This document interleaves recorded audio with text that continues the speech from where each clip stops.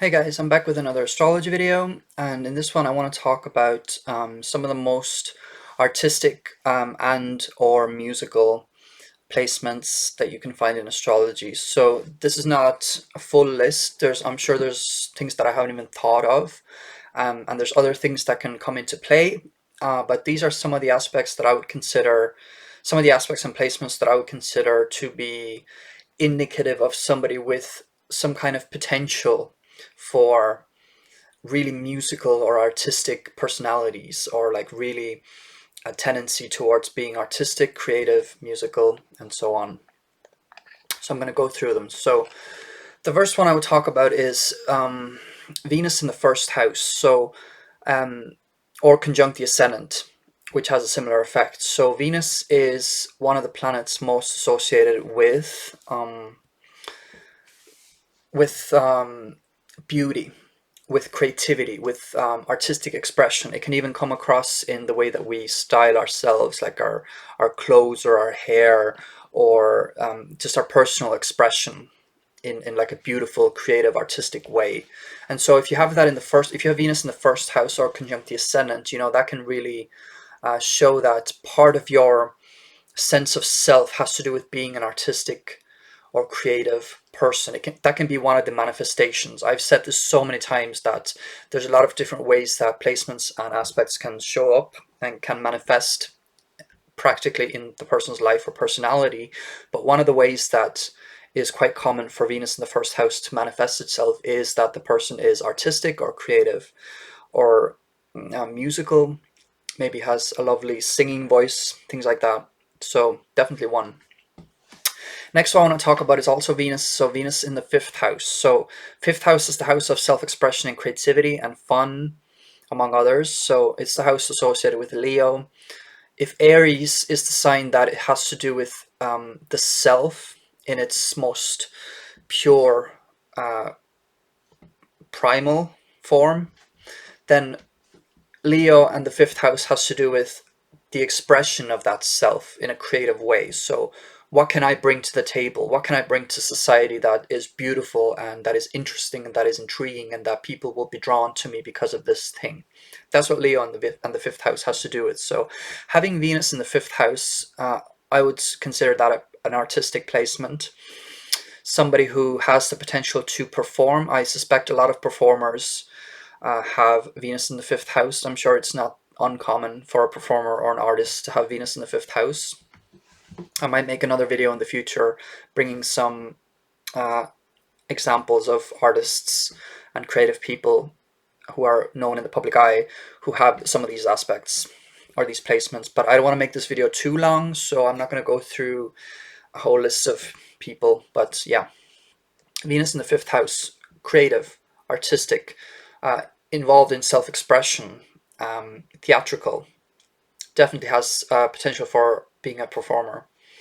And I would say also, I wasn't sure about this one, but I wanted to include Venus in the ninth house. So the ninth house is the house of philosophy, religion, travel, sort of opening up the mind into higher consciousness. Whereas the third house has to do with sort of how we relate to our immediate environment and our siblings and maybe our colleagues, our friends. The ninth house is kind of like how we deal with things that are beyond what is close to us. So what is our relationship with culture? What is our relationship with things that are of a higher realm or in a different place to where we are? So foreign countries and culture and things like that. And I would say Venus in the ninth house can be somebody who is interested in culture in general. And as we know, art can be a very cultural, impactful thing. Like it can really impact culture.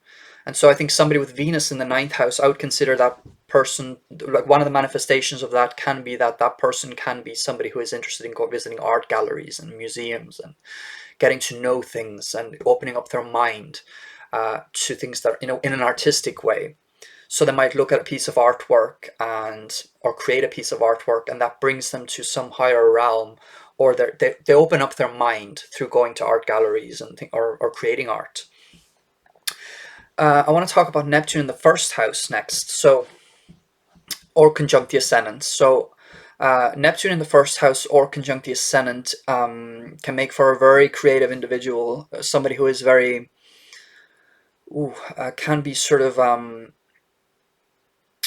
like part of their identity is sort of muddled up and mysterious, and is interested in things outside of the immediate space. So as we know, art and music can bring us to like other levels. We kind of lose ourselves in the art and in the music, if you will. So I think having Neptune in the first house or conjunct the ascendant will show that the person has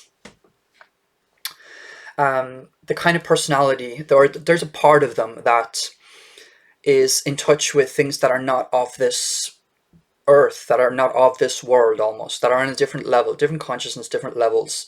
So art can bring us to other realms, and so I think somebody with Neptune in the first house or in conjunct the ascendant would show that the person's sense of self is creative and is artistic, and the person associates themselves with, like, maybe I'm not of this world, or I'm interested in like escapism or taking myself out of the common sort of realities, even if it is just visiting art galleries a lot. So you kind of or concerts or something. So getting yourself out of the mundane.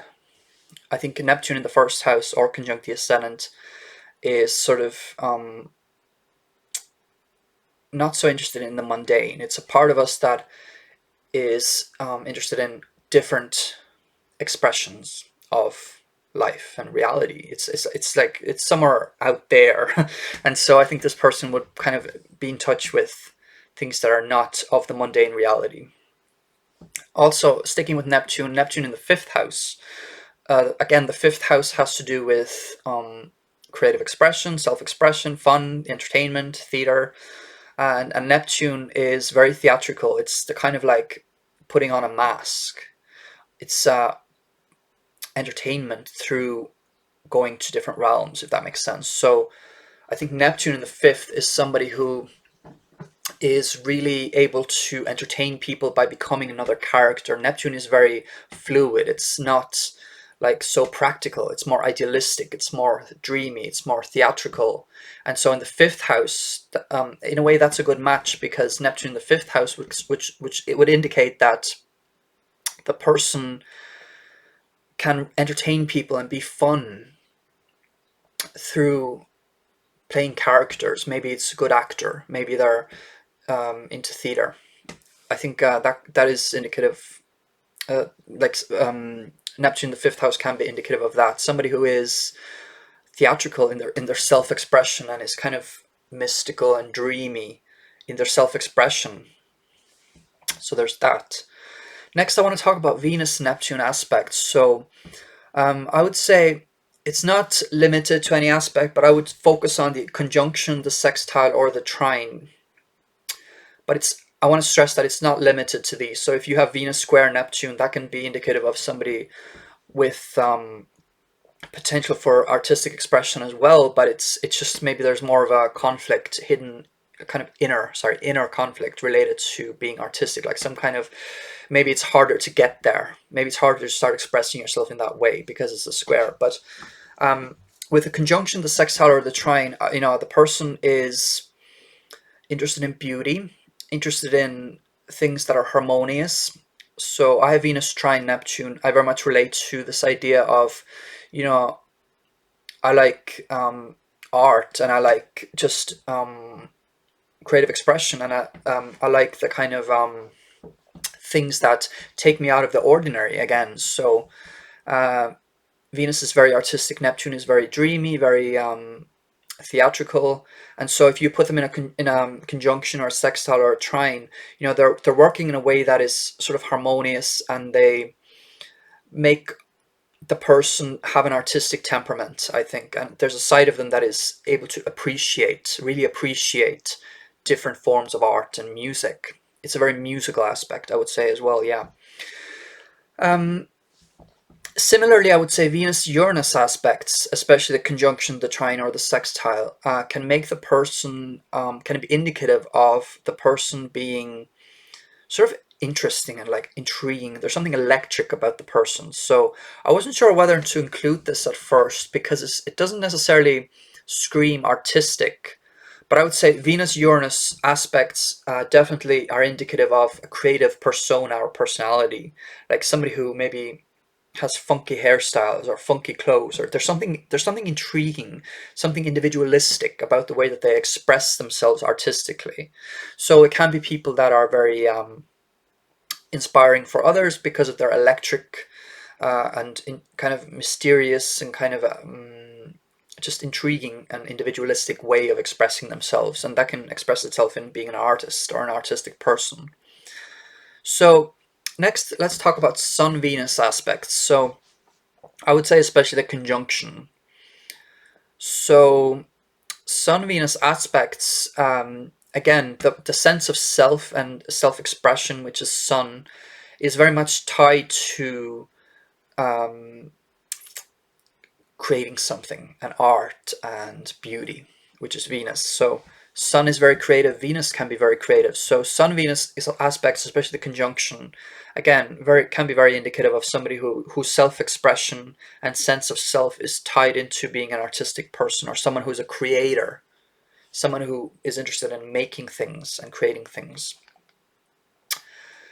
Let's talk about Sun-Neptune aspects. So for example, the conjunction between Sun and Neptune, again, would show that the person's sense of self is tied into being theatrical or mysterious or engaging in a way that seems from another planet almost. Like they're very expressive. I think a lot of actors and actresses and maybe musicians have Sun-Neptune conjunctions or sextile or trine. Just somebody who's a bit hard to pin down, but that makes them entertaining and engaging. They're not just sort of mundane. They're not, there's a part of them that is, the way they act is so hard to pin down that it makes them interesting and engaging and artistic. Moon-Venus aspects. I would say that gives sort of a softness to the personality. There's a way of expressing yourself that is beautiful and creative, and just there's a softness to the person. Like particularly if it's, let's say, in Taurus, if the conjunction is, let's say if it's a conjunction and the conjunction is in Taurus or Libra or something like that, it can be very somebody who has a soft, beautiful, graceful expression, and so that can make for an artistic character as well. Now, this is intriguing. So Moon-Neptune aspects. I wanted to include this because I think Moon-Neptune aspects would indicate a heightened emotional sensitivity, receptivity, and intuition, which bodes well for art and being an artistic person. So I would say people with Moon-Neptune aspects, they're able to pull from some other realm, or they're able to get emotionally in touch with like intuitive signals from like some other artistic place. I think of artists as people that not only make beauty, not only are receptive to beauty, and not only are creators of beauty, but they're taking something from like intuition and some other realm, and like they're pulling from something that is inspiration and intuition. We can't necessarily see where the inspiration comes from, but they are pulling from something in the back of their head, or something that just comes to them intuitively, and so they're making art with it. And so I think Moon-Neptune aspects would show that the person has the inclination to have a heightened emotional like sensitivity and receptivity. They're receptive to like those intuitive signals, those emotional signals. They can be very emotionally intuitive, so I'm aware of the emotional world, which can bode well for being an artist. A few more. So let's talk about Mercury-Venus aspects, like the conjunction or the sextile. I would say this one is particularly good for singing or playing instruments. So I think Mercury-Venus, Mercury has to do with, I wanted to include a Mercury aspect here because Mercury has to do with communication, the way we process things, the way we take in information, the way we share information, the way we speak, the way we talk, the way we communicate. And if you connect it to Venus, you put a Venus aspect there, I think it can be somebody who communicates well by singing. Maybe they're very lyrical, maybe they have a beautiful singing voice. So it's about singing, and can also be very good for playing instruments. I would particularly, I would think of Mercury-Venus aspects as like being good with like piano or keyboard. You know, it's that kind of Mercury rules the hands, among other things, and Venus is like the beauty and music and artistic expression, softness, creativity, art, anything harmonious. And piano is, I think, is a very sort of harmonious sounding instrument, if that makes sense. Like there's a sort of beauty to the piano that you can find with other instruments as well, but I think the piano especially is this kind of very beautiful sounding. There's like a harmonious element to the piano, very much so. Yeah. And let's see here. So nearly finished. So let's talk about strong Taurus, Libra, Leo, or Pisces placements. So I'm talking about like personal planets there, especially stelliums. So if you have planets, or a lot of personal planets especially, so stelliums especially, in Taurus, Libra, Leo, or Pisces. So Taurus and Libra are the two Venusian signs, so ruled by Venus. I've talked about Venus a lot in this video already, so you know, it has to do with beauty and creativity and expression of something harmonious and beautiful. Aesthetics as well. So having Taurus and Libra placements for sure. I think Taurus would pertain a lot to, for example, Venus in Taurus can be very musical again, good singing voice. Just there's something that they can be good at is just communicating through their voice, like their singing. It's a good singing voice. Can also be more earthy, more practical, so making things with their hands, sculptures, anything like that can be Taurian. And then I think Libra placements would be more obviously related to beauty, but also like fashion. It's more like the fashion element, like I would say sort of making clothes and like fashion design and like interior design. I would say things like that would be very Libran. And cultural, theater, like anything that it opens your mind into beauty, like going to the theater. I would just I always associate going to the theater with Libra.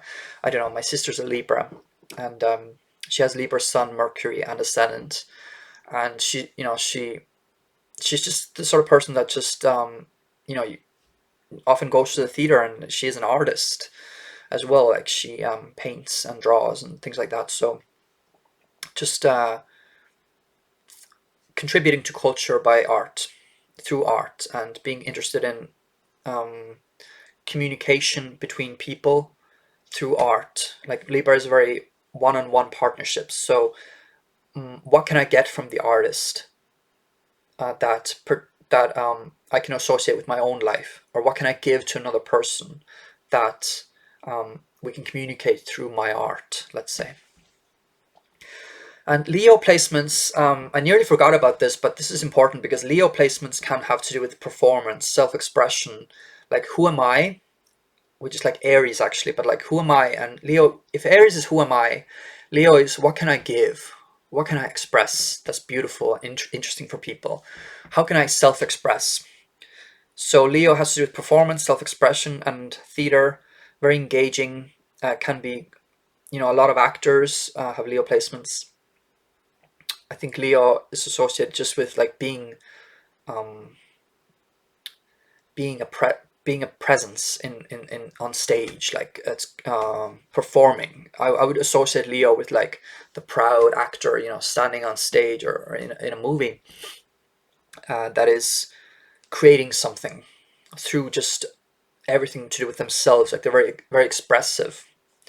And I want to finish this off by talking about Pisces placements. So Pisces is very intuitive and emotionally sensitive, ruled by Neptune, which also has to do with like the ocean and music and like things that are more fluid and kind of artistic, and like I would associate fluidity of being with like being artistic, because it's almost like you never know what you're going to get with Neptune. It can be so sort of hard to pin down. And so people with Pisces placements, with strong Pisces placements, can be living out and expressing that Neptune in them. Like they're an expression of Neptune in some way, like in their lives, and that's what they give. What they give off is like Neptunian. So I think Neptune also, is very much has to do with the cinema. So Neptune also has to do with media. It's any kind of formats that enhance reality or bring us away from reality. So it can have to do with illusion and deception as well. Pisces and Neptune can, but I would say if we're talking about art, I think Neptune placements and Pisces placements can have to do with enhancing reality, like making it more beautiful, enhancing it, bringing us to other realms, or pulling something from other realms and bringing it to for people to look at. So it can have to do with enhancing reality or escaping from it. So Pisces can be also quite escapist, but if you don't overindulge in art, or like if you don't overindulge in like the Piscean creativity, then it can just be somebody who enhances and makes things more beautiful, like gets intuitive signals and enhances reality by bringing beauty to it. But Pisces placements can also just get lost in the world of creativity and like illusions, or just things that are not of concrete reality. Art is not always like, it's not what I would consider like concrete reality, but we need it to enhance. And so I think Pisces placements can definitely enhance like the world that we live in and realities, because they're in touch with like intuition and emotional sensitivity. They're very like receptive, very receptive to like other people's emotions, and they can be very emotionally aware about their own emotions, and so that can create beautiful art. Anyway, I think I'm going to leave it at that.